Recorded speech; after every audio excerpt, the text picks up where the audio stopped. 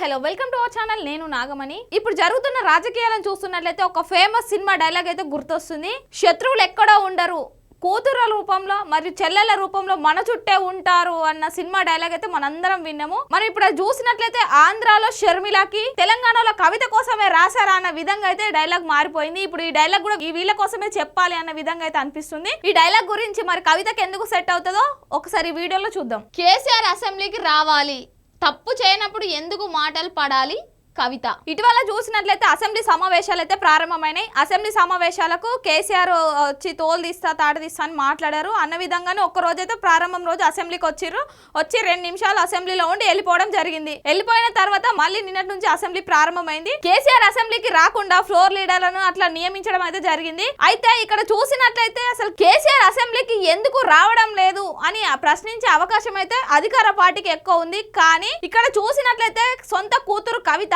కేసీఆర్ అసెంబ్లీకి ఎందుకు రాలేదు, తప్పు చేయనప్పుడు అసెంబ్లీకి రావాలి అనేది మాట్లాడుతున్నారు. కేటీఆర్ హరీష్ పిల్ల కాకులు, కేసీఆర్ అసెంబ్లీకి రాకుంటే బీఆర్ఎస్ పని కథం. ఇంతకుముందు నేను చెప్పిన కదా, ఫ్లోర్ లీడర్ ఇన్ఛార్జ్ గా అయితే హరీష్ రావును మరియు కేటీఆర్ అయితే నియమించారు. అయితే కవిత ఏమంటుందంటే ఫ్లోర్ లీడర్ మరియు పార్టీ బాధ్యతలను కేటీఆర్ కు హరీష్ రావుకి అయితే అప్పచెప్పారు.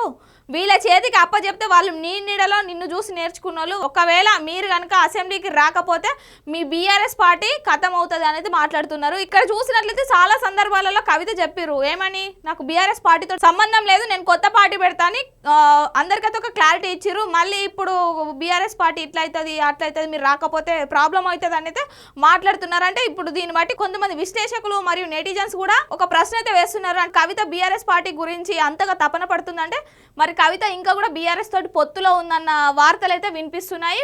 నెటిజన్స్ కూడా అడగడం అనేది జరుగుతుంది. టెర్రరిస్ట్ కసబ్తో కేసీఆర్ ను పోల్చుతారా, ఉద్యమకారుని ఉరి తీయాలంటారా? ఈ మాట రేవంత్ రెడ్డి అన్నారు. రేవంత్ రెడ్డి అయితే ఇప్పటికీ తన మాట్లాడే విధానం అయితే ఇప్పటికీ కూడా మార్చుకుంటలేరు. మొన్న అసెంబ్లీ సమావేశాలు ప్రారంభమైన రోజు పాత కక్షలన్నీ మర్చిపోయి అధికార పార్టీ ప్రతిపక్ష పార్టీ అన్న విధంగా అయితే అధికార నేత ప్రతిపక్ష నేత ఎలా ఉండాలో అలా పోయి కేసీఆర్ను పలకరించుకుంటే ఓకే వీళ్ళు బయట ఇట్లున్నారు, ఇక మారిపోయారు, అసెంబ్లీలో చర్చించుకుంటారు అని అయితే అందరు అనుకున్నారు. కానీ తెల్లారితే ఏమైంది, మళ్ళీ మాటల యుద్ధం మళ్ళీ మొదలు పెట్టిండి. బూతుల పురాణం మళ్ళీ మొదలుపెట్టి కేసీఆర్ ఉరి తీయాలంటే రేవంత్ రెడ్డి మాట్లాడడం జరిగింది. రేవంత్ రెడ్డిగా చూసినట్లయితే ఎప్పటికీ తను మాట్లాడే భాషను మార్చుకోడా అన్న ప్రశ్నలు అయితే లేవనెత్తుతున్నాయి. తన మీద ఆయన మాట్లాడుతున్న మాటల మీద ఎంతో మంది ఆగ్రహం అయితే వ్యక్తం చేస్తున్నారు. సీఎం చేసిన వ్యాఖ్యల్లో నా రక్తం మరుగుతున్నది. సీఎం రేవంత్ రెడ్డి కేసీఆర్ అన్నాడు కదా ఉరి తీయాలి అది ఇదని మాట్లాడారు కదా. కేసీఆర్ ని ఉరి తీయాలన్న విషయానికి కవితకు కోపం రావడం సహజం. ఎందుకంటే ఆయన ఒక పార్టీ నుంచి ఆమె బయటకు వచ్చినప్పటికీ ఏమొచ్చినప్పటికీ వాళ్ళ ఇద్దరి మధ్యలో ఉన్న సంబంధం ఏంది, రక్త సంబంధం, తండ్రి కూతురు సంబంధం కాబట్టి ఆమె కోపం రావడంలో తప్పు లేదు.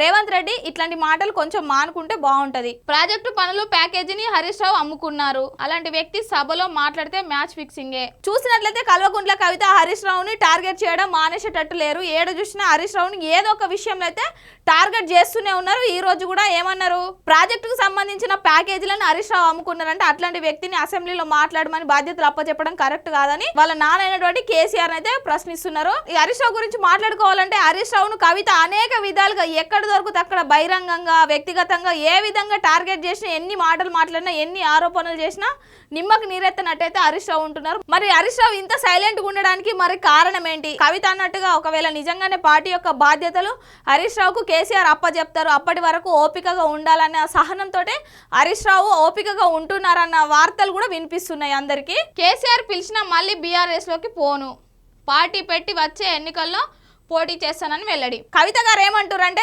ఒకవేళ మా నాన్న కేసీఆర్ నన్ను మళ్ళీ బీఆర్ఎస్ పార్టీలోకి ఒకవేళ రమ్మని పిలిచినా కూడా నేను బీఆర్ఎస్ పార్టీలో పోను, నేను ఒక సొంతగా పార్టీ పెట్టుకుంటా, పార్టీ పెట్టుకొని నేను వచ్చే అసెంబ్లీ ఎన్నికల్లో పోటీ చేస్తా తప్ప ఎప్పటికీ పోనంటారు.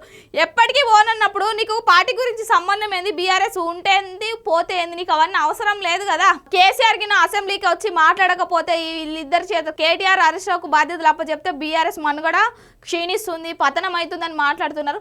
అంతగానం ఎందుకు మీరు కొత్త పార్టీ పెడతానన్నారు. ఒకవేళ మీ నాన్ననే మిమ్మల్ని పార్టీలోకి మళ్ళీ పిలిచిన పోను అన్నప్పుడు ఆ పార్టీ గురించి మీకు అవసరం లేదు కదా. బీఆర్ఎస్ చీఫ్ కేసీఆర్ అసెంబ్లీకి వచ్చి పాలమూరు రంగారెడ్డి ప్రాజెక్టుపై వివరిస్తే బాగుంటుందని తెలంగాణ జాగృతి అధ్యక్షురాలు ఎమ్మెల్సీ కవిత అన్నారు. కేసీఆర్ అంట అసెంబ్లీకి వచ్చి పాలమూరు రంగారెడ్డికి సంబంధించిన ప్రాజెక్టు పై అంట అసెంబ్లీలో మాట్లాడాలని అధికార పార్టీ అయితే ఏ విధంగా కోరుకుంటుందో కవిత కూడా అదే విధంగా కోరుకోవడం జరుగుతుంది. కేసీఆర్ ను నిందిస్తూ సీఎం రేవంత్ రేవంత్ రెడ్డి మాటలు అంటుంటే తన రక్తం మరుగుతుందని ఆవేదన వ్యక్తం చేశారు. కేసీఆర్ అసెంబ్లీకి రావాలి, పాలమూరు ప్రాజెక్టు సోర్సును ఎందుకు మార్చారో, ఎందుకు మార్చాల్సి వచ్చిందో జవాబు చెప్పాలి, తప్పు చేయనప్పుడు మాటలు ఎందుకు పడాలి, ఆరోపణలు చేస్తున్న వాళ్ళ నోరు మూయించాలి. ఇక్కడ ఏంటంటే పాలమూరు రంగారెడ్డికి సంబంధించిన ప్రాజెక్టు గురించి అసెంబ్లీలో వచ్చి మాట్లాడమని చెప్తారు. ఆ ప్రాజెక్టుకు సంబంధించి ఆ సోర్స్ని కానీ దాన్ని ఎందుకు మార్చిరు, తప్పు చేయనప్పుడు మీరు ఎందుకు అంటే ఇండైరెక్ట్గా కేసీఆర్ తప్పు చేసిండనే కవిత మాట్లాడమనే జరుగుతుందనే అర్థమవుతుంది. ఒకవేళ తప్పు చేయనప్పుడు కేసీఆర్ అసెంబ్లీకి రావాలి, మాట్లాడాలని కవిత సూటి ప్రశ్నిస్తున్నారు. పాలమూరు రంగారెడ్డి ప్రాజెక్టు నిర్మాణ ప్యాకేజీలో అక్రమాలకు పాల్పడిన వ్యక్తిని బీఆర్ఎస్ డిప్యూటీ ఫ్లోర్ లీడర్గా చేయడం అన్యాయం. పాలమూరు ప్రాజెక్టు ప్యాకేజీని హరీష్ రావు అమ్ముకున్నారు. మళ్ళీ అటుపోయి ఇటుపోయి హరీష్ రావు దగ్గరికి అయితే అక్కరాని దూకోరు. హరీష్ రావు అంటే పాలమూరు రంగారెడ్డి ప్రాజెక్టుకు సంబంధించి అక్రమాలకు హరీష్ రావు పాల్పడ్డారంటే అట్లాంటి వ్యక్తికి డిప్యూటీ ఫ్లోర్ లీడర్గా అవకాశం ఇవ్వడం అన్యాయం అనేది కవిత మాట్లాడుతున్నారు. ఆయన సభలో మాట్లాడితే మ్యాచ్ ఫిక్సింగ్ అవుతుంది. గతంలో సీఎం రేవంత్ రెడ్డితో హరీష్ రావు ప్రత్యేకంగా మాట్లాడిన విషయం అందరికీ తెలుసు.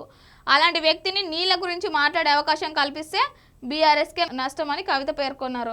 ఇప్పుడు చూసినట్లయితే గతంలో కూడా రేవంత్ రెడ్డి తోటి మ్యాచ్ ఫిక్సింగ్ చేసుకురంట. కవితకు భయం కూడా అదే. ఇప్పుడు వీళ్ళు పోయి మళ్ళీ అసెంబ్లీలో ఏం మాట్లాడతారు, ఏం మాట్లాడరు, మాట్లాడకపోతే మళ్ళీ తెలంగాణకు అన్యాయమే జరుగుతుందని ఆమె మాట్లాడుతున్నారు. కేసీఆర్ అసెంబ్లీకి రాకపోవడం ఇది అందరికీ ఒక ప్రశ్నార్థకంగానే మారింది.